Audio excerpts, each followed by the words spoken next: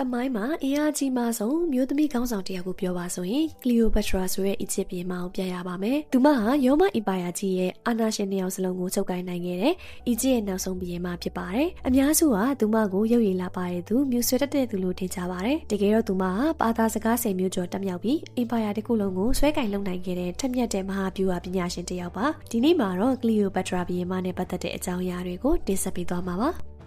အီဂျစ်မဟုတ်တဲ့အီဂျစ်ဘုရင်မကလီယိုပက်ထရာအီဂျစ်မှာမွေးဖွားခဲ့ပေမဲ့ဂရိ3စီစဉ်နေတဲ့ဂရိလူမျိုးဖြစ်ပါတယ်။သူမဟာ Alexander the Great ရဲ့ဗိုလ်ချုပ်တဦးဖြစ်တဲ့ Ptolemy the First ကနေဆင်းသက်လာခဲ့ပါတယ်။ Ptolemy ဟာ BC 323မှာ Alexander ကွယ်လွန်ပြီးနောက်အီဂျစ်ကိုအုပ်စိုးခဲ့ပါတယ်။ဒီလိုနဲ့အီဂျစ်မှာ300စုနီးပါးကြာမဲ့ဂရိလူမျိုးမင်းဆက်တစ်ခုစတင်ခဲ့ပါတယ်။ဂရိလူမျိုးဖြစ်လို့အီဂျစ်တီနဲ့အတွက်အပြင်းလူလိုဖြစ်နေပေမဲ့လည်းကလီယိုပက်ထရာအီဂျစ်နိုင်ငံရဲ့ရှေးဟောင်းဓလေ့တွေကိုလိုက်နာခဲ့ပါတယ်။သူမဟာ Ptolemy ရဲ့ဂရိမင်းဆက်မှာအီဂျစ်စကားကိုသင်ယူခဲ့တဲ့ပထမဆုံးသူလည်းဖြစ်ပါတယ်။ဒါဟာတိုင်းသူပြည်သားတွေအပေါ်စေတနာထားတယ်ဆိုတာပြသရလည်းရောက်ခဲ့ပါတယ်။ဒါကြောင့်လည်းနိုင်ငံသူနိုင်ငံသားတွေရဲ့နှလုံးသားကိုသိမ့်ပိုက်နိုင်ခဲ့တာပါ။မိသားစုချင်းလက်ထပ်ခဲ့ရသူတဝင်မျိုးနယ်တွေမှာတွေ့ရတဲ့ယူမိုက်တတလီတစ်ခုဟာမျိုးရိုးသွေးတန့်စီဖို့မိသားစုအတွင်းတွေကလူနဲ့လက်ထပ်ခြင်းပါပဲ။ပတိုလမီမင်းဆက်ကဒီထုံးတန်းကိုသုံးပြီးအင်ပါယာအင်အားကြီးမအောင်ထိန်းသိမ်းခဲ့ပါတယ်။ကလီယိုပက်ထရာရဲ့ဘိုးဘွားတွေကလည်းဝမ်းကွဲတာမှမဟုတ်မောင်နှမအရင်တွေနဲ့လက်ထပ်ခဲ့ကြတာပါ။ဒါကြောင့်သူမရဲ့မိဘနှစ်ပါးတောင်မှအရင်ချမောင်နှမတွေဖြစ်နိုင်ခြေများတယ်လို့သမိုင်းပညာရှင်တွေကယူဆကြပါတယ်။ဒီထုံးတဲ့အတိုင်းကလီယိုပက်ထရာ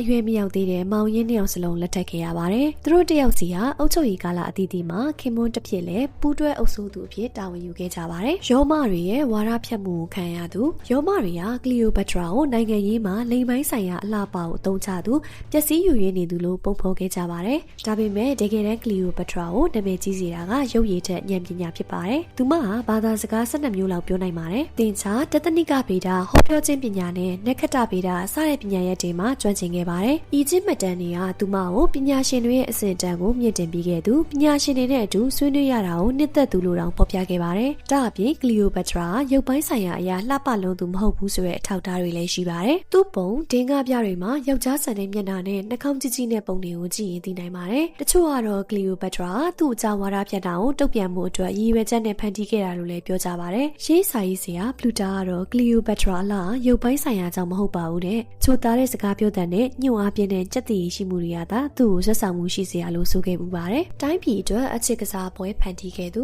ကလီယိုပက်ထရာကိုရေးကိုယ်ရဆဆန်ရေးကိုနိုင်ငံအကျိုးအတွက်အသုံးချတဲ့ကမ္ဘာပထမဆုံးနိုင်ငံရေးမဟာဗျူဟာပညာရှင်ပါ။သူမဟာဂျူလီယက်စီဇာနဲ့မတ်အန်တိုနီတို့လိုရောမအင်အားအကြီးဆုံးခေါင်းဆောင်နှစ်ဦးနဲ့ပတ်သက်ခဲ့တာဟာအခြေရေးသက်မဟုတ်ပါဘူး။အဲ့ဒီအချိန်ကရောမရဲ့လက်အောက်ခံလို့ဖြစ်နေတဲ့အီဂျစ်ရဲ့လုံခြုံရေးနဲ့လွတ်လပ်ခွင့်ကိုကာကွယ်ဖို့အတွက်လူသားတိုင်းလွှာဖြစ်နေခဲ့တာပါ။ရောမရဲ့အာဏာကိုချီနှောင်နိုင်မှုသားသမီးတွေကိုနမ်းမွေစက္ကန့်သူများဖြစ်လာဖို့နဲ့ဆုံးရှုံးသွားတဲ့နေမြေတွေကိုပြန်လည်ရရှိဖို့အတွက်ဒီဆက်ဆံရေးတွေကိုဖန်တီးခဲ့ပြီးရင်းနှီးမြှုပ်နှံခဲ့တာပါ။ဒါကြောင့်နိုင်ငံရဲ့အကျိုးစီးပွားကိုအကာအကွယ်ပေးခဲ့တဲ့ထက်မြက်တဲ့နိုင်ငံရေးသမားဖြစ်ပါတယ်။ကလီယိုပက်ထရာရဲ့ဇလံဟာအမျိုးသမီးတစ်ယောက်ရဲ့အရေးချင်းဟာအလှအပတန်ညံညံသွေးရနေလာတဲ့ဆိုရဲသက်သေပါပဲ။အီဂျစ်ကိုဆက်လက်အသက်ရှင်သန်အောင်စူးစမ်းခဲ့တဲ့မဟာဗျူဟာပညာရှင်ဘုရင်မကလီယိုပက်ထရာရဲ့ခေါင်းဆောင်မှုစွမ်းရည်ကိုဂုဏ်ယူကြည်ကျူရင်ဒီဗီဒီယိုကနေနှုတ်ဆက်လိုက်ရပါတယ်။နောက်ဗီဒီယိုတွေမှာပြန်တွေ့ရအောင်နော်။နောက်ထပ်လည်းဘုဒ္ဓရစရာတွေဆက်လက်တင်ဆက်ပေးသွားမှာမို့ channel လေးကိုဆက်လက်စောင့်ကြည့်ပေးကြပါဦးနော်။